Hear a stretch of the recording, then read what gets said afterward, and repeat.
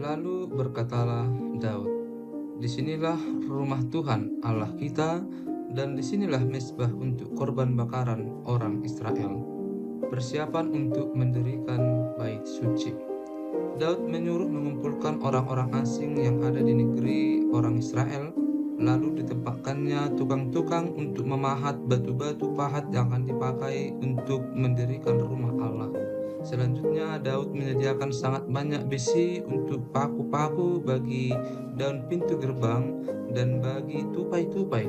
Juga sangat banyak tembaga yang tidak tertimbang beratnya dan kayu aras yang tidak terbilang banyaknya, sebab orang Sidon dan orang Tirus membawa sangat banyak kayu aras bagi Daud. Karena pikir Daud, "Salomo, anakku, masih muda dan kurang berpengalaman, dan rumah yang harus didirikannya bagi Tuhan haruslah luar biasa besarnya, sehingga menjadi kenamaan dan termasyhur di segala negeri. Sebab itu, baiklah aku mengadakan persediaan baginya." Lalu Daud membuat sangat banyak persediaan sebelum ia mati. Kemudian dipanggilnya Salomo, anaknya, dan diberinya perintah kepadanya untuk mendirikan rumah bagi Tuhan Allah Israel. Kata Daud kepada Salomo, "Anakku, aku sendiri bermaksud hendak mendirikan rumah bagi nama Tuhan Allahku. Tetapi firman Tuhan datang kepadaku demikian, telah kau tumpahkan sangat banyak darah, dan telah kau lakukan peperangan yang besar. Engkau tidak akan mendirikan rumah bagi namaku, sebab sudah banyak darah kau tumpahkan ke tanah di hadapanku. Sesungguhnya seorang anak laki-laki akan lahir bagimu. Ia akan menjadi seorang yang dikaruniai keamanan. Aku akan mengaruniakan keamanan kepadanya dari segala musuhnya di sekeliling. Ia akan bernama Salomo. Sejahtera dan sentosa akan kuberikan atas Israel pada zamannya.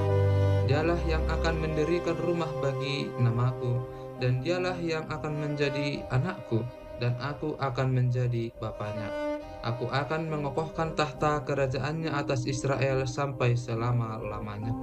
Maka sekarang, hai anakku, Tuhan kiranya menyertai engkau, sehingga engkau berhasil mendirikan rumah Tuhan Allahmu, seperti yang difirmankannya mengenai engkau.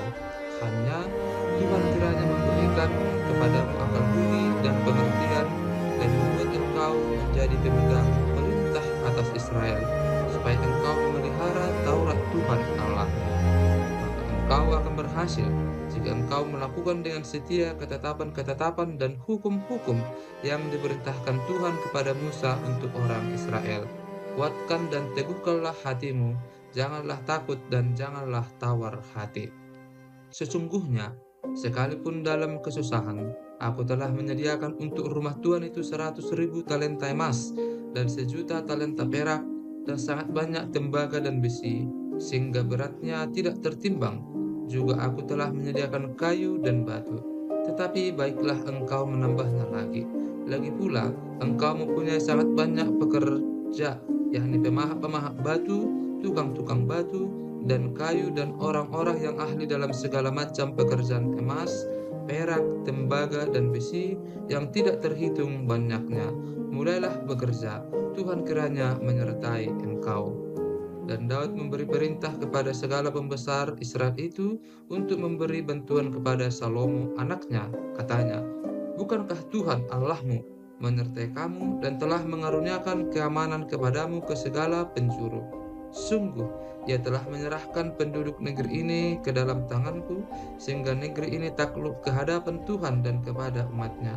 Maka sekarang, arahkanlah hati dan jiwamu untuk mencari Tuhan Allahmu. Mulailah mendirikan tempat kudus Tuhan Allah, supaya tabut perjanjian Tuhan dan perkakas kudus Allah dapat dibawa masuk ke dalam rumah yang didirikan bagi nama Tuhan."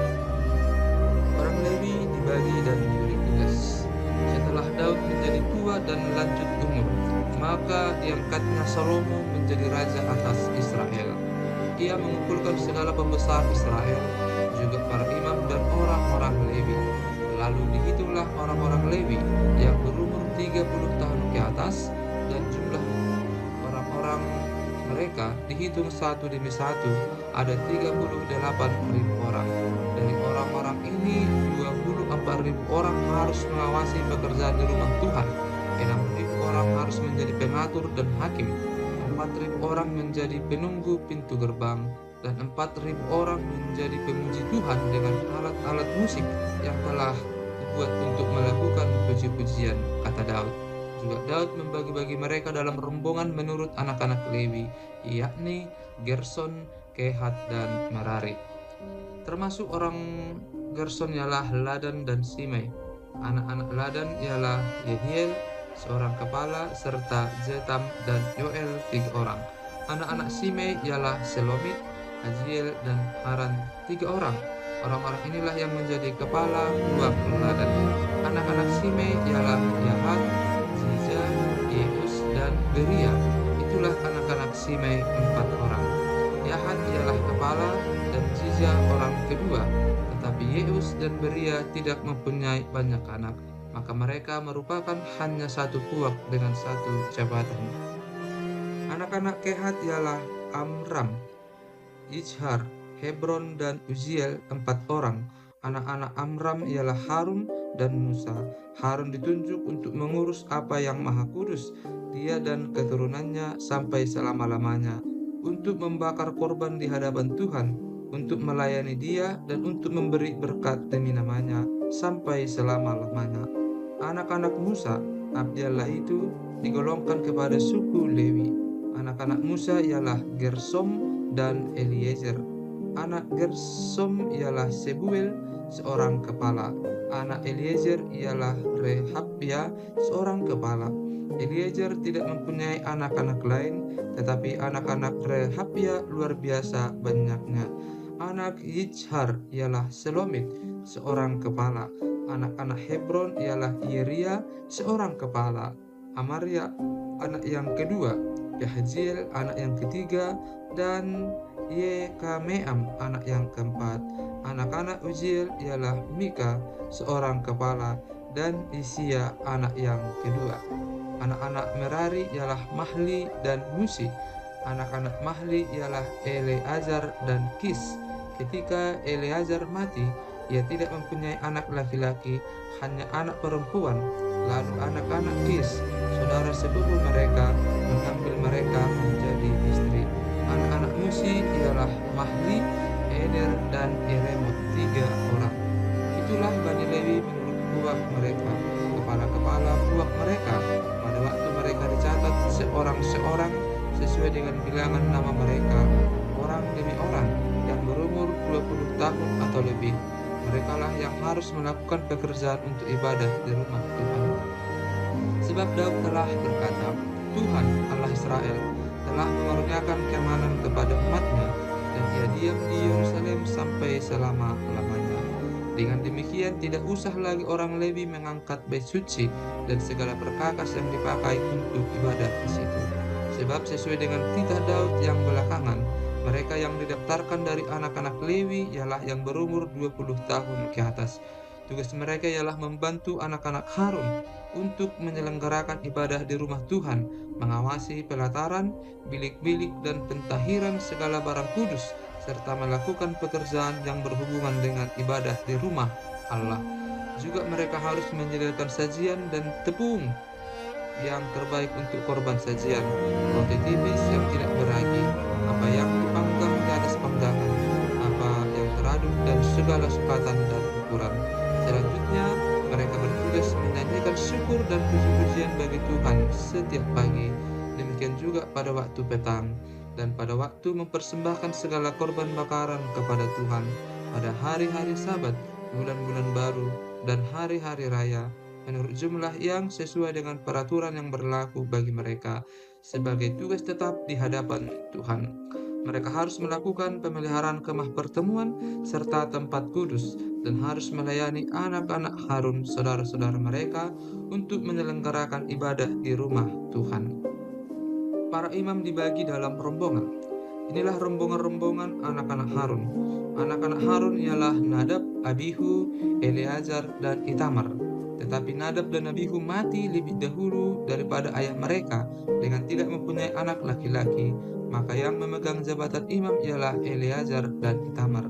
Daud bersama-sama Zadok dari Bani Eleazar, dan Ahimelek dari Bani Itamar membagi-bagi mereka menurut jabatan mereka dalam penyelenggaraan ibadah. Lalu ternyata bahwa di antara keturunan Eleazar ada lebih banyak kepala kaum daripada di antara keturunan Itamar. Sebab itu orang membagi-bagi mereka sebagai berikut. Untuk Bani Eleazar 16 orang kepala puak, tetapi untuk Bani Itamar 8 orang kepala puak. Dan orang membagi-bagi mereka dengan membuang undi tanpa mengadakan perbedaan, sebab ada pemimpin-pemimpin kudus dan pemimpin-pemimpin Allah, baik di antara keturunan Eleazar maupun di antara keturunan Itamar. Dan Semaya bin Netaneel, panitera itu, seorang Lewi, menulis nama mereka di depan raja, di depan pembesar-pembesar, Imam Zadok, Ahimelek bin Abiatar, dan di depan kepala-kepala puak para imam dan orang Lewi. Setiap kali satu puak diambil dari Eleazar, dan demikian pula satu puak dari Itamar.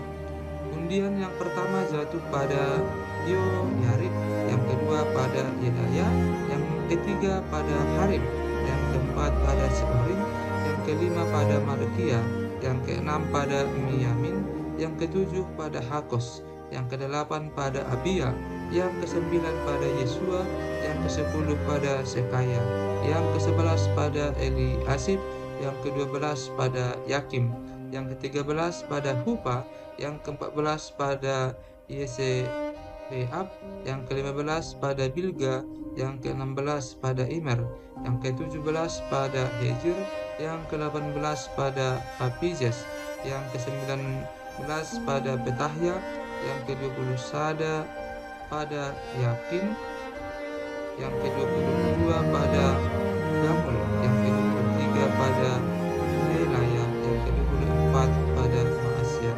Itulah jabatan mereka dalam menyelenggarakan ibadah setelah mereka masuk ke rumah Tuhan sesuai dengan peraturan yang diberikan kepada mereka dengan perantaran Harun, bapa leluhur mereka, seperti yang diperintahkan kepadanya oleh Tuhan Allah Israel. Puak-puak orang Lewi. Golongan yang masih tinggal dari Bani Lewi, dari anak-anak Amram ialah Subael, dari anak-anak Subael ialah Yehdeya, dari anak-anak Rehabia ialah Isia, seorang kepala, dari orang Izhar ialah Selomot, dari anak-anak Selomot ialah Yahat, anak-anak Hebron ialah Yeria, seorang kepala, Amaria anak yang kedua, Yahaziel anak yang ketiga, dan Yekameam anak yang keempat. Anak Uziel ialah Mika, dari anak-anak Mika ialah Samir, saudara Mika ialah Yisia, dari anak-anak Yisia ialah Zakaria. Keturunan Merari ialah Mahli dan Musi, juga anak-anak Yaajia anaknya. Keturunan Merari dari pihak Yaajia anaknya ialah Shoham, Zakur, dan Hibri. Dari Mahli ialah Eleazar, dia ini tidak mempunyai anak. Dari Kis, anak Kis, yakni Yerahmeel. Anak-anak Musi ialah Mahli, Eder, dan Yerimot. Itulah Bani Lewi menurut puak mereka. Mereka ini pun sama seperti saudara-saudara sesuku mereka. Anak-anak Harun membuang undi di depan Raja Daud, di depan Zadok, Ahimelek, dan para kepala puak, para imam dan orang Lewi. Dalam hal ini, seorang kepala puak sama dengan saudaranya yang terkecil.